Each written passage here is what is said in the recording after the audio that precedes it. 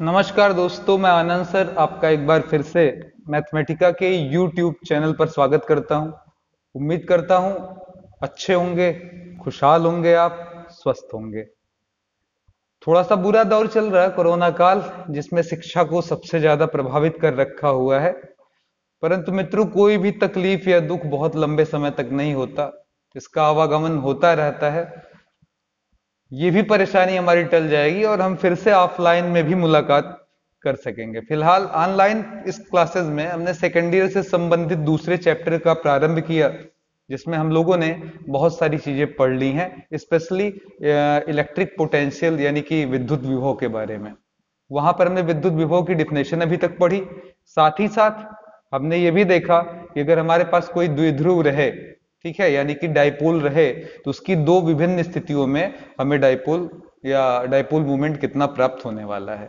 आज की चर्चा का जो हमारा हिस्सा है या जिससे हम प्रारंभ करेंगे, वो हमारा होगा समविभव पृष्ठ यानी कि इक्विपोटेंशियल सरफेस। तो यहीं से हम पढ़ाई की शुरुआत करेंगे, लेकिन उसके पहले थोड़ा सा हम दोहरा लें कि हमने पीछे क्या क्या पढ़ लिया। पीछे आप लोगों ने कुछ फार्मूले पढ़ लिए हैं, जैसे कि फोर्स यानी कि कुलाम्बियन बल 1/4 पाई साइलन 0 के Q1 Q2 by are square. इसी प्रकार इलेक्ट्रिक फील्ड भी आपने पढ़ लिया है, 1/4 पाई साइलन 0 के Q बाई आर स्क्वायर। फिर आपने वर्क डन भी पढ़ लिया है, 1/4 पाई साइलन 0 के Q1 Q2 बाई आर। और आपने फिर पोटेंशियल भी पढ़ा, यानी कि विद्युत विभव भी पढ़ा, जिसका मान था 1/4 पाई साइलन 0 के Q बाई आर। इसमें Q क्या है? चार्ज है, आवेश है। अगर इस आवेश से हम r दूरी पर पूछें कि सर यहाँ पोटेंशियल क्या होगा, तो हमारा जवाब है सर हमारा पोटेंशियल होगा 1/4 पाई साइलन 0 के Q बाई आर। ये आपने पिछले पार्ट में पढ़ लिया है। आज हमारी जो चर्चा है वो स्पेशली किस पर है? इक्विपोटेंशियल सरफेस पर है।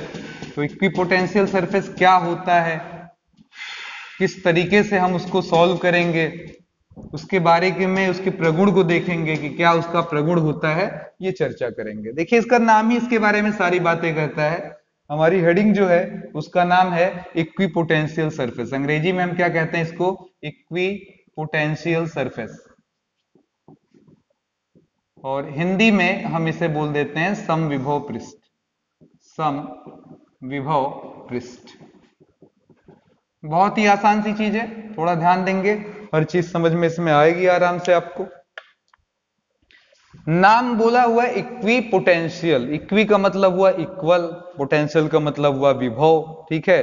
तो ऐसा कोई भी सरफेस, ऐसा कोई भी पृष्ठ जिसके प्रत्येक तल पर, प्रत्येक तल के हर बिंदु पर पोटेंशियल क्या हो? समान हो, एक बराबर हो, तो उसे हम लोग क्या कहते हैं? इक्विपोटेंशियल सरफेस कहते हैं। मतलब उस पूरे सरफेस पर ही, कहीं भी हम पूछ रहे हैं कि सर कितना है पोटेंशियल, तो जो भी आ रहा है हर जगह सेम आ रहा है। अगर ऐसा हो रहा है तो ऐसा सरफेस क्या कहलाता है? इक्विपोटेंशियल यानी कि समविभव पृष्ठ के नाम से हम उसको जानते हैं। जैसे मैंने एक गोला ही ले लिया, नॉर्मल एग्जांपल में ले रहा हूं, और अगर मैं पूछूं कि सर यहां से, यहां पर हमने इस पर चार्ज क्यों दे दिया है, तो ये बताइए यहां पर पॉइंट ए पर क्या होगा जबकि इसकी रेडियस कितनी है?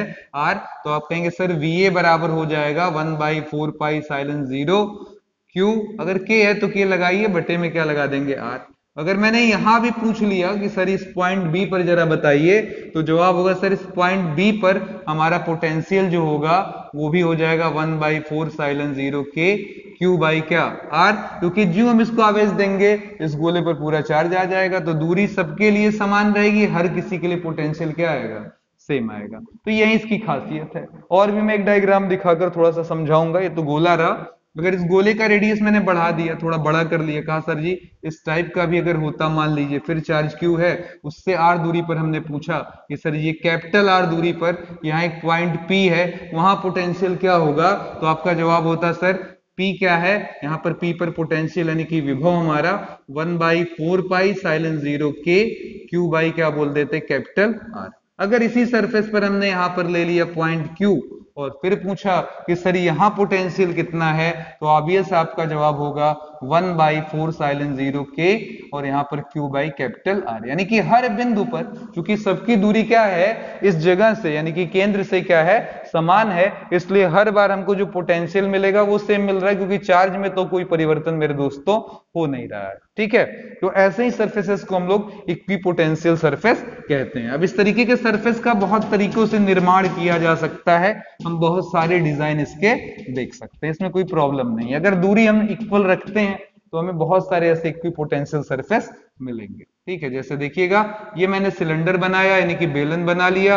अब हमने पूछा सर जी इस पॉइंट से हम ले रहे हैं, तो यहाँ पर कोई पॉइंट सिलेंडर का ले लें किनारे का, सबकी डिस्टेंस क्या होगी यहाँ से इक्वल होगी। इसी तरीके से मैंने इस सिलेंडर की अगर साइज बढ़ा दिया, ठीक है, यहाँ पर फिर मैंने पूछा कि सर यहाँ से अगर मैं कहीं कोई पॉइंट ले लूं, वहां से पूछूं आपसे, तो इस सिलेंडर के हर पॉइंट की दूरी यहाँ से रेडियस r के बराबर होगी। तो इसलिए हमारा जो भी यहाँ स्मॉल r या कैपिटल R है उसी हिसाब से हर बार यहाँ का पोटेंशियल तय हो जाएगा डिस्टेंस के अकॉर्डिंग, और हर पॉइंट का सेम होगा।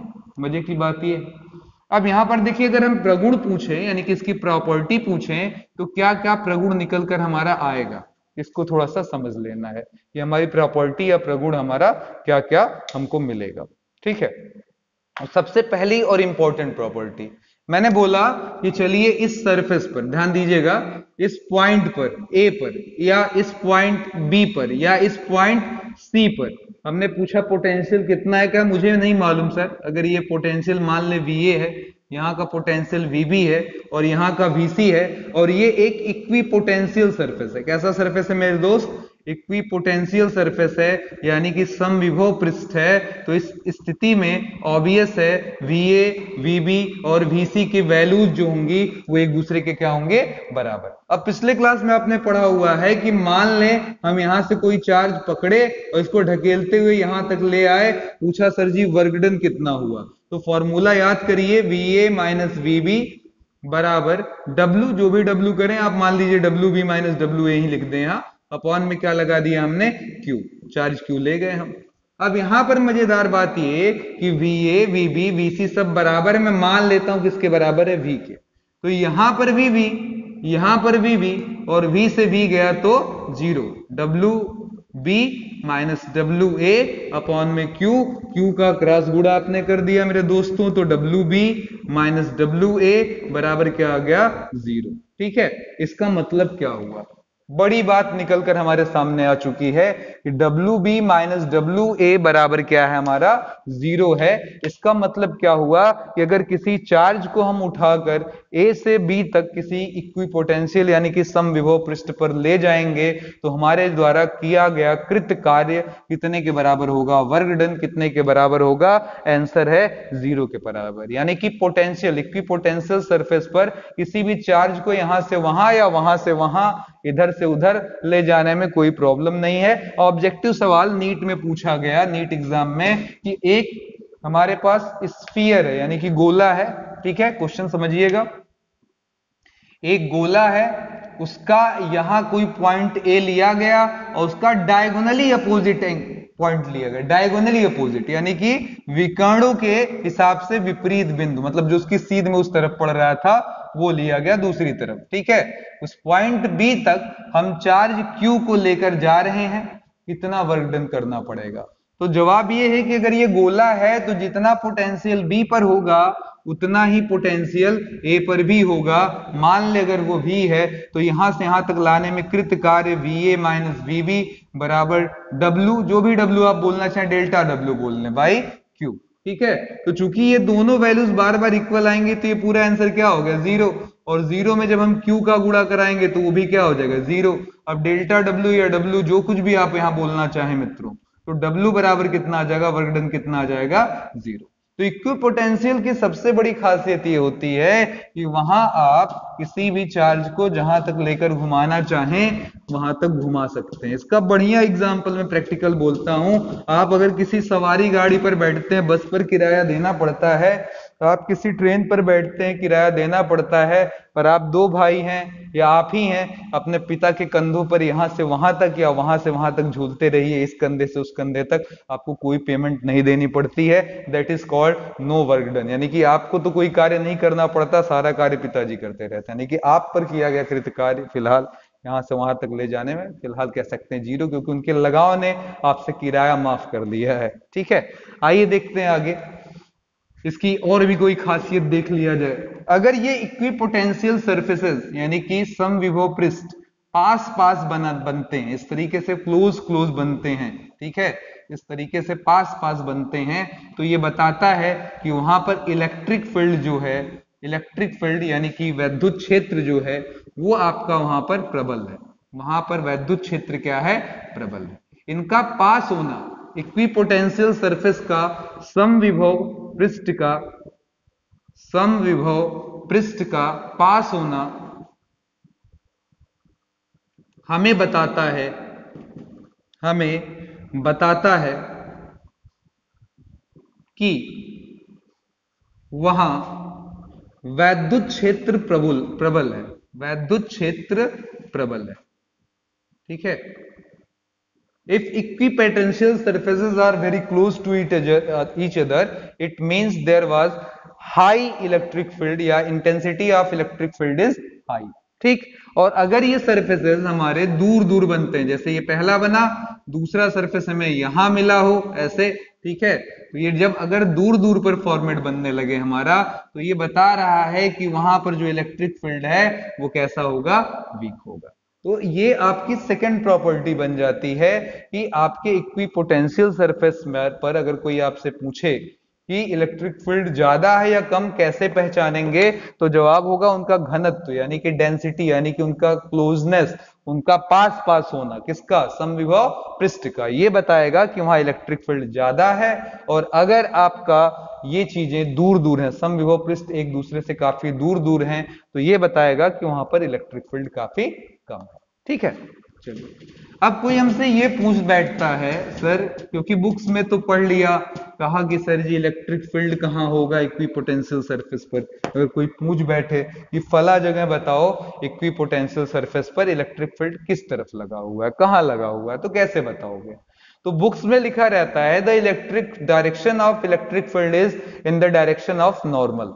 मतलब किसी इक्विपोटेंशियल सरफेस के लिए अगर आपको इलेक्ट्रिक फील्ड निकालना है, अरे भाई अगर आपको इलेक्ट्रिक फील्ड की डायरेक्शन जाननी है किसी इक्विपोटेंशियल सरफेस के किसी पॉइंट के लिए, तो उस पॉइंट पर आपको नॉर्मल खींचना पड़ेगा, यानी कि हिंदी में बोलेंगे वैद्युत क्षेत्र ज्ञात करने के लिए अगर आपसे कोई पूछे किस दिशा में होगा किसी समविभव पृष्ठ पर किसी पॉइंट पर, तो आप वहां पर अविलंब खींचते हैं। अब ये बुक में पढ़ लेना तो अच्छा लगता है, लेकिन जब यहां पर चीजें प्रैक्टिकली पूछी जाती लोग दिखा नहीं पाते हैं। आइए समझते हैं जरा।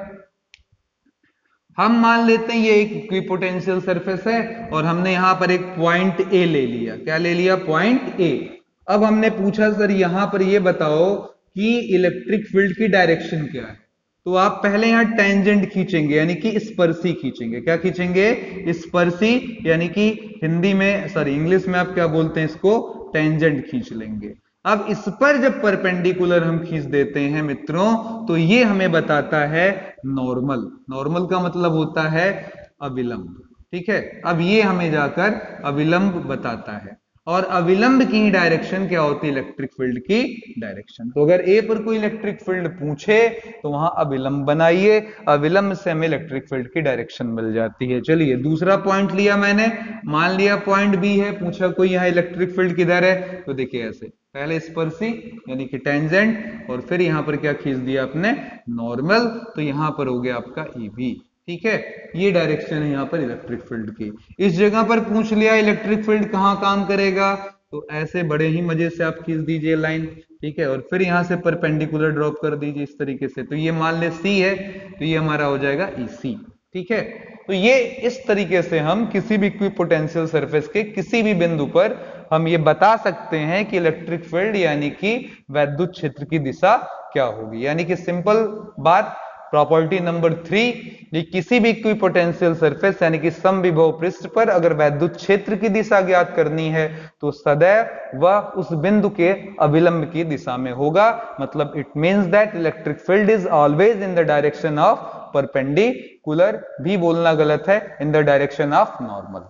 ठीक है, नॉर्मल की दिशा में होगा। अब इसका प्रॉपर्टी नंबर 4 जो काफी इंपॉर्टेंट है, ऑब्जेक्टिव में हमसे पूछा जाता है कि क्या दो समविभव पृष्ठ एक दूसरे को काट सकते हैं, कैंसिल आउट कर सकते हैं? तो जवाब नहीं है, क्योंकि यहां बड़ी गाढ़ा याराना है मित्रों, वो एक दूसरे को काटते कभी नहीं है। अब सवाल ये उठता है सर इक्विपोटेंशियल सरफेस काटते क्यों नहीं है? अगर मैं ये बात करूं कि क्यों काटते नहीं है, ये क्वेश्चन पूछ लिया जाए तो इसको आप कैसे बताएंगे? तो ध्यान दीजिएगा, किसी भी एक बिंदु पर एक ही इलेक्ट्रिक फील्ड हमको मिल सकता है, यानी कि वैद्युत क्षेत्र की दिशा किसी एक निर्धारित बिंदु के लिए एक ही हो सकती है, एक से ज्यादा नहीं हो सकती। चलिए हम मान लेते हैं, इमेजिन कर लेते हैं कि चलो भैया काट दिया, माना नहीं, जिदिया गया, काट लिया इस सरफेस ने दूसरे सरफेस को, ये यहां पर कट गया। ठीक है, पॉइंट पी पर कट गया। अब मैं जानना चाहता हूं कि पॉइंट पी पर इलेक्ट्रिक फील्ड की डायरेक्शन क्या है। तो जवाब होगा सर पॉइंट पी पर, अगर आप ये वाला सरफेस देख रहे हैं, देखिएगा मैं इसको सेट कर दे रहा हूं ताकि थोड़ा समझ सकें आप। ये वाला सरफेस ले लेता हूं जिस पर मैंने नीले रंग की लाइंस बना दी हैं। तो यहां पर ये हुआ स्पर्शी, बोलिए सही है, यहां पर ये हुआ स्पर्शी इसका, और ये हुआ आपका परपेंडिकुलर। ठीक है, यानी कि ये हुआ ईपी, यानी कि डायरेक्शन ऑफ इलेक्ट्रिक फील्ड। पर अगर मैं दूसरे सरफेस की तरफ ध्यान दूं, जिसको मैं अभी बिंदु से आपको दिखा रहा हूं बड़े ही मजे के साथ, ये दूसरा वाला हमारा सरफेस है। ठीक है, ताकि आप पहचान लो। अब इसके हिसाब से इस बिंदु पर अगर हमें स्पर्शी खींचना हो, टेंजेंट खींचना हो, तो ये रहा हमारा टेंजेंट। ठीक है, ये हुआ हमारा टेंजेंट, और स्पर्शी इस पर परपेंडिकुलर खींचेंगे तो देखिए ये आ गया। अब बताइए क्या हो रहा है, चमत्कार घटित हो गया। पॉइंट पी पर हमें इलेक्ट्रिक फील्ड की दो डायरेक्शन मिल गई, यानी कि दो दिशा मिल गई। अब अगर कोई हमसे पूछे कि सर पी पर क्या बुराई है, तो बुराई ये है कि सर पॉइंट पी पर अगर दो सरफेस काट रहे हैं, एक दूसरे को कैंसिल आउट कर रहे हैं, तो इस स्थिति में हमें दो इलेक्ट्रिक फील्ड मिल रहा है। ठीक है, पॉइंट पी पर दो इलेक्ट्रिक फील्ड मिल रहा है, जो कि किसी भी तरीके से संभव नहीं है। ठीक है, जो किसी भी तरीके से संभव नहीं है। ठीक है, तो ये रहा है इक्विपोटेंशियल सरफेस का कॉन्सेप्ट, यानी कि समविभव पृष्ठ का कॉन्सेप्ट। इसको अच्छे से दिमाग में रख लें कि समविभव पृष्ठ पर किसी भी चार्ज को घुमाने में, टहलाने में कोई पैसा आपको देना नहीं पड़ता। ठीक है, कोई दिक्कत, अगर आप अपनी कार से घूम टहल रहे हैं तो आपको कोई पैसा नहीं देना, लेकिन अगर आप किराए की कार पर चलेंगे तो देना पड़ेगा। तो इक्विपोटेंशियल सरफेस का मतलब होता है एक ऐसा सरफेस जहां पर हर जगह, हर स्थान पर पोटेंशियल यानी कि हमारा विभव समान। ठीक है, उम्मीद करता हूं ये टॉपिक आपको अच्छे से समझ में आ गई। ठीक है, अब हम धीरे धीरे बढ़ रहे हैं संधारित्र यानी कि कैपेसिटर की तरफ। इस बात को समझने के लिए हमें थोड़ी बहुत बातें और भी समझनी पड़ेंगी। जैसे हम किसी भी चालक के पास चलते हैं, कंडक्टर के पास चलते हैं, या किसी भी अणु परमाणु के पास चलते हैं, तो आप जान रहे हैं हमारे पास एक न्यूक्लियस है जो पॉजिटिव है। इसी तरीके से बाहर हमारे पास जो है इलेक्ट्रॉन घूम रहे हैं बाहरी कोषों में। ठीक है, ये इलेक्ट्रॉन कैसे निगेटिवली चार्ज है। ठीक है, तो ये रिवॉल्व करते रहे। हमारे पास मतलब पॉजिटिव भी होता है, निगेटिव होता है। कुछ अणु भी हम ले लेते हैं, उनके अपने द्विध्रुव भी होते हैं, उस पर तो चर्चा कर हम बाद में करेंगे। अगर हम बात करें कंडक्टर्स की, तो उसमें इलेक्ट्रिक फील्ड जो होते हैं, सॉरी, ये जो इलेक्ट्रॉन्स होते हैं, ये बाहर निकलकर घूमने टहलने लगते हैं, और ये हमारे आवेश वाहक होते हैं। मतलब ये हमें, अगर हमें कोई भी करंट मिल रहा है या नहीं मिल रहा है, तो इसके पीछे का कारण ये इलेक्ट्रॉन्स ही हैं जो बाहर निकलकर घूमते रहते हैं। ठीक है, तो ये ऐसे पदार्थ हैं जिनमें आवेश वाहक का कार्य कौन करता है? हमारा इलेक्ट्रॉन करता है। ठीक है, ये निकलकर घूमता टहलता रहता है। लेकिन अगर कोई कहे पॉजिटिव चार्ज भी क्या निकलकर घूमता टहलता रहता है, तो जवाब नहीं में है। तो पॉजिटिव चार्ज हमारा निकलकर घूमता टहलता नहीं है। ठीक है, तो चालक यानी कि कंडक्टर में, चालक यानी कि कंडक्टर में अगर कोई पूछे हमसे कि सर वैद्युत वाहक कौन है, मतलब किसी भी चीज को, चार्ज को ब्रिंग करने के लिए, इधर से उधर ले जाने के लिए कौन हेल्प करता है? तो जवाब हुआ मूवेबल इलेक्ट्रॉन। ये भी गलत होगा, मैं बोलूंगा फ्री इलेक्ट्रॉन। ठीक है, तो ये होता है। लेकिन अब अगर कोई हमसे पूछे कि सर एक और भी चीज मुझे बताइए कि पहले ये है क्या, इसको ध्यान दीजिएगा, परावैद्युत। क्या बोल रहे हैं? परावैद्युत यानी कि डाई इलेक्ट्रिक्स। डाई इलेक्ट्रिक्स ये क्या भला है? ठीक है, तो आप वैसे भी कुछ अलग पढ़े हुए हैं, बैड कंडक्टर्स पढ़े हुए हैं। ठीक है, तो इसको वैद्युत रोधी भी हम बोल देते हैं। ठीक है, अब इसमें अगर कोई पूछे कि सर जी क्या कोई आवेश वाहक है, तो जवाब है सर आवेश तो हर जगह होते हैं, प्लस माइनस जरूर होंगे, क्योंकि अणु है, एटम है, तो उसके अंदर प्लस माइनस तो होगा ही होगा।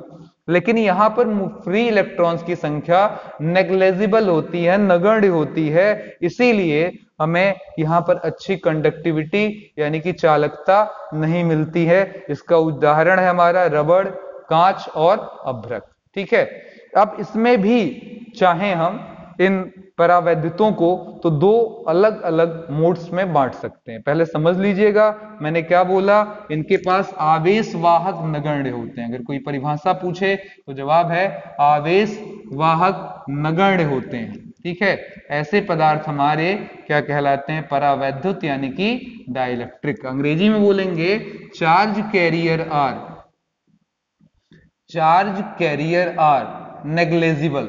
नेग्लेजिबल मतलब उनकी संख्या नगण्य होती है। एग्जाम्पल में आप रबर, ठीक है, अभ्रक, सीसा, मिरर या लेड भी बोल सकते हैं। हाँ ठीक है, सीसा यानी कि नॉर्मली हमारा जो प्लेन होता है, ठीक है, वो ये सब चीजें क्या है? हमारी परावैद्युत है। ठीक है, अब इन परावैद्युत को भी हम दो कैटेगरी में बांट सकते हैं। ठीक है, अब ये कहेंगे सर ये कैटेगरी किस आधार पर बांटी जा रही है? तो इधर देख लीजिएगा, आपने इलेक्ट्रिक डाइपोल मूवमेंट पढ़ा था। ठीक है, इलेक्ट्रिक डाइपोल मूवमेंट आपने पढ़ा था। ठीक है, अच्छे से पढ़ा था, यानी कि वैद्युत द्विध्रुव आघूर्ण। ठीक है, आघूर्ण, वैद्युत आघूर्ण आपने पढ़ा था। उसी के आधार पर हम इसकी दो कैटेगरी बांट सकते हैं। एक अध्रुवी, अध्रुवी यानी कि नॉन पोलर, एक हमारे होते हैं नॉन पोलर, और दूसरा होते हैं ध्रुवी यानी कि पोलर। अब इस बात को थोड़ा सा समझ लीजिएगा, ध्रुवी कैसे होते हैं? तो ध्रुवी में प्लस और माइनस ये जो सेंटर होते हैं, यानी कि प्लस और माइनस की अगर मैं बात करूं तो इनका जो कह सकते हैं टोटल, हम एक बोलेंगे धनावेश, हाँ, पॉजिटिव और निगेटिव के जो सेंटर होते हैं एक दूसरे पर कोलैप्स कर जाते हैं, एक के ऊपर बैठ जाते हैं, एक के ऊपर एक बैठ जाते हैं, इस तरीके से अलाइन होते हैं, प्लस माइनस एक के ऊपर चढ़े बैठे रहते हैं। इसीलिए इन्हें हम अध्रुवी भी बोलते हैं, क्योंकि इनका लगभग, अगर मैं ऐसा नहीं कहूंगा कि जीरो होता है, लगभग अगर कोई डाइपोल पूछे तो आप कह सकते हैं सर कितने के बराबर होता है? जीरो के। जैसे एग्जांपल है इसमें, आप ऐसे पदार्थ बड़े आराम से एग्जांपल ले सकते हैं अध्रुवी में जो दोहरे हों, जैसे H2O2 Cl2, इस तरीके के एग्जांपल अगर आप ले लेते हैं तो इनमें लगभग आपका जो इलेक्ट्रिक डाइपोल मूवमेंट है वो लगभग कितना मिलता है? जीरो के बराबर होता है। दूसरी तरफ ध्रुवी होते हैं, पोलर होते हैं, जिनमें थोड़ी बहुत हमें उम्मीदें जगाते हैं। ठीक है, इनमें माइनस और प्लस की अगर बात मैं करूं तो ये थोड़ा सा इस तरीके का डायग्राम आप देख सकते हैं, प्लस और माइनस थोड़ा सा एक दूसरे से दूर दूर होते हैं। मतलब इनमें कुछ हद तक कह सकते हैं कि P जो है उसमें जो मान है उसका इलेक्ट्रिक डाइपोल मूवमेंट जो है वो जीरो के बराबर नहीं है, और प्लस और माइनस के जो केंद्र है वो एक दूसरे पर संपाती नहीं है। यहाँ पर प्लस और माइनस के केंद्र क्या है? संपाती हैं। Centre of positive and negative charge collapse on each other, एक दूसरे के ऊपर आकर विराम लगाने लगते हैं। और प्लस और माइनस एक साथ मेरे दोस्त अगर आपने जोड़ दिया तो आप समझ रहे हैं वहां पर डाइपोल मूवमेंट कुछ मिलने वाला नहीं है। और दूसरी तरफ ध्रुवी वाले में क्या हुआ, एग्जाम्पल से थोड़ा समझिएगा, देखकर ही समझ में आ जाएगा। HCl है तो हाइड्रोजन का व्यवहार अलग, क्लोरीन का अलग, H+Cl- कुछ याद आ रहा होगा थोड़ा बहुत। ठीक है, तो ये एग्जाम्पल बड़े आराम से समझा दे रहा होगा कि प्लस अलग और माइनस अलग। एक दूसरे पर चढ़ने की कोई संभावना नहीं है। तो इनमें थोड़ा जो इनका सेंटर होता है हल्का सा एक दूसरे से अवे होता है, दूर होता है, संपाती नहीं होता, मतलब do not collapse on each other, ये बातें, ठीक है। तो अब ये ध्रुवी और ध्रुवी पदार्थ अगर या कोई कंडक्टर अगर इलेक्ट्रिक फील्ड में रख दिया जाए तो तीनों पर क्या क्या हमें देखने के लिए मिलेगा, इस बात को थोड़ा समझना होगा, ठीक है। आइए थोड़ा समझ लेते हैं, बढ़िया कॉन्सेप्ट है। एक साथ तीनों में समझाऊंगा क्योंकि बहुत सारे मेरे दोस्त जो हैं वो इसको बहुत अच्छे से नहीं समझ पाते हैं और इस टॉपिक में कंफ्यूजन थोड़ी सी बनी रहती है, तो इसको बहुत अच्छे से समझ लें। हमने स्थायी रूप से एक इलेक्ट्रिक फील्ड लगा दिया, ठीक है। अब इसमें हम अलग अलग तीन टाइप के पदार्थ रखेंगे, यानी कि एक चालक होगा, एक आपका परावैद्युत होगा, परावैद्युत में भी दो तरीके के होंगे, एक ध्रुवी होगा एक अध्रुवी होगा। तो सबसे पहले मैंने लिया चालक, ठीक है।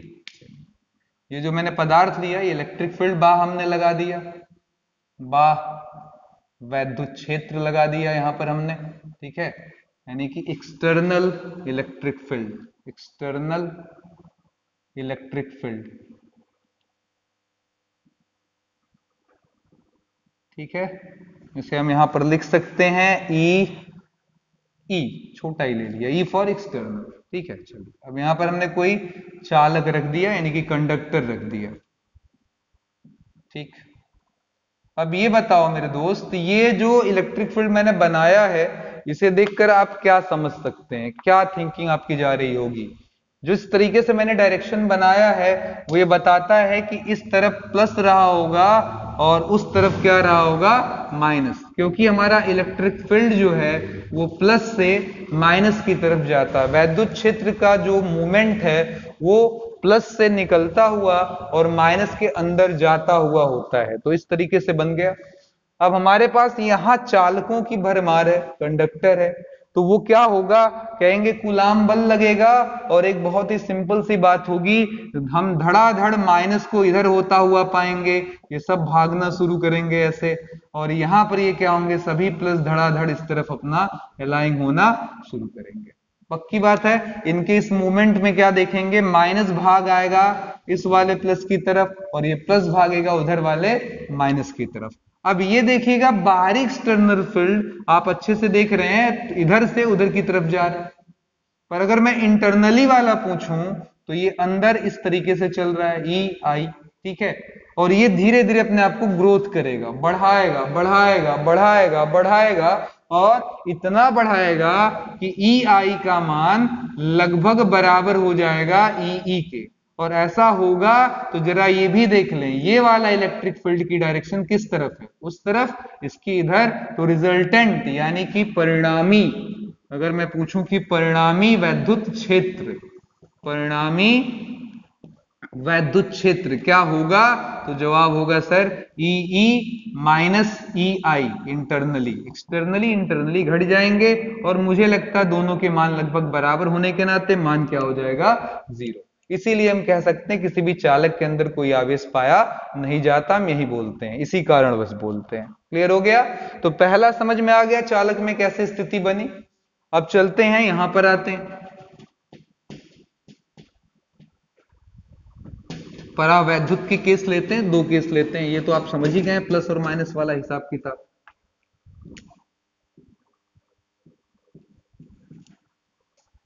ठीक, परावैद्युत वाले केस में जरा ध्यान से देखिएगा, मैंने एक बात आपसे कहा पहले कि अध्रुवी होगा तो उसके अंदर प्लस माइनस वाला जो ये केंद्र है वो संपाती होगा, एक दूसरे पर ऐसे चढ़ा बैठा होगा, ठीक है। और जो दूसरा वाला यानी कि अध्रुवी यानी कि नॉन पोलर के लिए,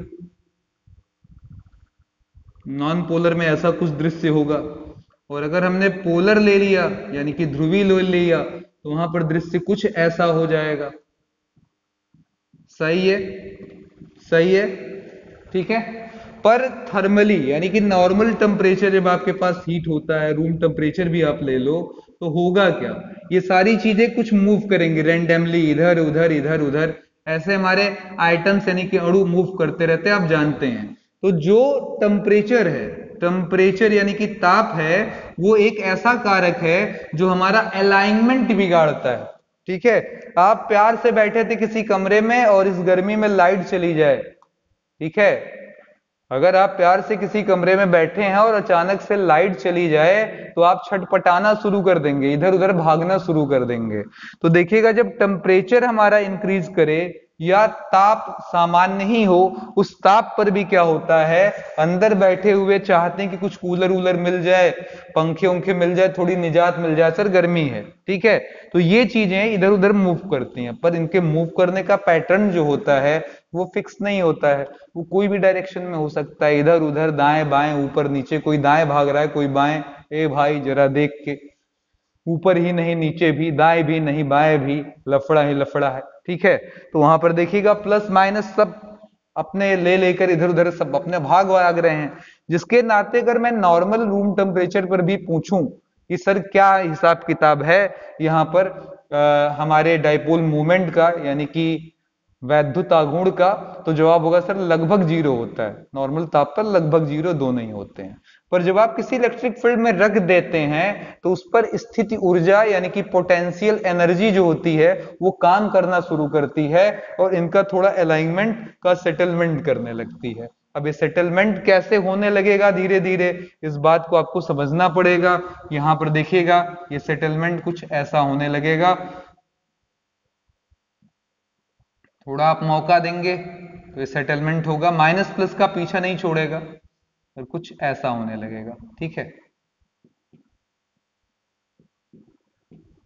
अभी भी आप एक चीज जरूर ध्यान दीजिएगा, पा रहे होंगे कि ये जो माइनस है प्लस के पास है, प्लस वाला उधर क्या है माइनस, मतलब सिरे पर किनारे पर इधर माइनस उधर प्लस, बीच में ही प्लस माइनस है, पर किनारे पर हमको क्या मिलेंगे, इधर माइनस और उधर क्या मिलेंगे, प्लस मिलेंगे। तो इस तरीके की कुछ व्यवस्था बन जाएगी और इस स्थिति में हमारा जो डाइपोल होगा अब वो जीरो होने से, डाइपोल मूवमेंट जो होगा वो जीरो होने से मना कर रहा है, क्योंकि अपने आप को अलाइनमेंट कर रहा है। ये किसके लिए मैंने डायग्राम बोला, अध्रुवी के लिए। और ध्रुवी वाले का डायग्राम कैसा बनेगा, तो उधर देखिएगा प्लस माइनस को इधर उधर भाग रहा था, अब सब कोई देखिएगा आपका इलेक्ट्रिक फील्ड ऐसा लगा है, आप समझिएगा सब कोई ऐसे ऐसे पड़ा है। जैसे मैं एग्जांपल ले लूं, किसी कक्षा में टीचर नहीं है, कोई किसी को चाक मार रहा है, कोई किसी की चोटी खींच रहा है, कोई किसी को खोद रहा है, ऐसा कुछ घटनाएं दुर्घटनाएं हो रही है और टीचर की आहट हुई, टीचर के आने की खबर सुनी, सारे बच्चे खटाखट अपने बैग वगैरह खोलने लगे, कोई बुक निकालने लगा, कोई कॉपी निकालने लगा, कोई किसी से अपनी पुरानी कॉपी जो कि दिया हुआ खींच कर मांगने लगा कि सर जी आएंगे ना, मारे लगी हैं। तो यहाँ पर देखिएगा ये जो प्लस माइनस है वो अपने आप को धीरे धीरे इस डायरेक्शन में, आप देखिएगा डायग्राम की तरफ देखिएगा, आपको समझ में आने लगेगा कि हर कोई अपने आप को धीरे धीरे उस डायरेक्शन की तरफ क्या करेगा, अलाएंगे। देखिएगा थोड़ा थोड़ा डिफ्लेक्शन सब में आने लगेगा, जैसा हुआ वो रहा हो। जैसे मान लीजिए मैंने ये वाला एग्जाम्पल लिया तो ये थोड़ा सा बदलकर ऐसे कुछ हो जाएगा, सही है। ये वाला थोड़ा सा मैं ऐसे बना लूं अगर मान लें इस तरीके से, तो ये थोड़ा सा और हो जाएगा, इस तरीके से सीधा हो जाएगा, तो इस तरीके से लाइन होने लगेगा और अब हमें सभी में कुछ ना कुछ आघूर्ण प्राप्त होने लगेगा, या हम ये कह सकते हैं कि हमें कुछ ना कुछ इंटरनली इलेक्ट्रिक फील्ड मिलने लगेगा जो कि लगभग जीरो नहीं होगा। तो इस तरीके से हम कह सकते हैं कि हमारा जो परावैद्युत है अब उसमें भी अंदर कुछ ना कुछ हलचल मच चुकी है और इस तरीके की अवस्था में अब हमें इनसे उम्मीद जग जाएगी बहुत सारी बातों की, और जिस पर हम आगे की भी पढ़ाई करेंगे। तो यहां तक सारी बातें मुझे लगती है आपको समझ में आ गई होगी,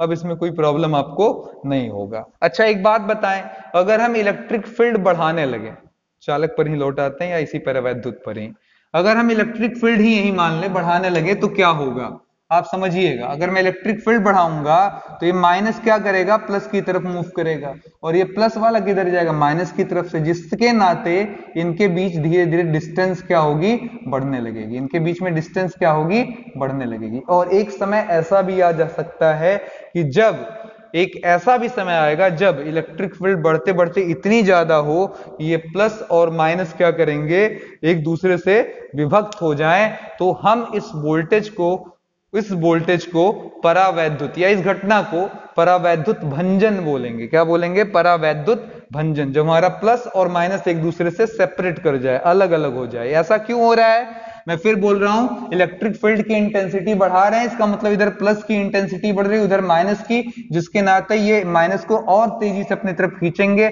उधर प्लस भी खिंचाएगा, तो जिसके नाते सेपरेशन इनके बीच का बढ़ेगा, और एक समय आएगा जब ये टूट जाएगा, और इस घटना को हम परावैद्युत भंजन बोलेंगे। क्या बोलेंगे?